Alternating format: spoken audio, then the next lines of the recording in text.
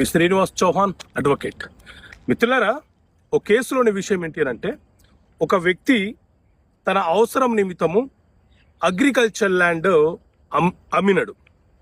కొనుగోలు చేసే వ్యక్తి ముందు కొంత అడ్వాన్స్ ఇచ్చి అగ్రిమెంట్ ఆఫ్ సేల్ చేసుకున్నాడు. ఆ తర్వాత రిజిస్ట్రేషన్ సందర్భంలో కొనుగోలుదారుడు ఏం చేశాడు అని అంటే, నీకు 2 రోజుల్లోపు అమౌంట్ వచ్చేస్తుంది, నాకు రిజిస్ట్రేషన్ చేసి ఇవ్వు అని చెప్పి ఒక 3 చెక్కులు ఇచ్చేసినాడు. సో ఈ వ్యక్తి అమ్మకందారుడు ఏం చేశాడు, కొనుగోలుదారుడు గతంలో అతనికి పరిచయం కాబట్టి, బంధువు అవుతాడు కాబట్టి, ఆ చెక్కులను తీసుకొని ఆ ప్రాపర్టీని అతని పేరు మీద రిజిస్ట్రేషన్ చేసి ఇచ్చినాడు. కొనుగోలుదారుడికి పట్టా వచ్చేసింది. ఆ తర్వాత ఇతను వెళ్ళి చెక్కు బ్యాంకులో ప్రజెంట్ చేస్తే ఆ చెక్కులు బౌన్స్ అయిపోయినాయి. సో మిత్రులారా, ఇలాంటి సందర్భంలో మీరు నష్టపోయే ప్రమాదం ఉంటుంది. కాబట్టి ఎప్పుడైనా సరే మీ ఆస్తులను అమ్మేటప్పుడు అవతల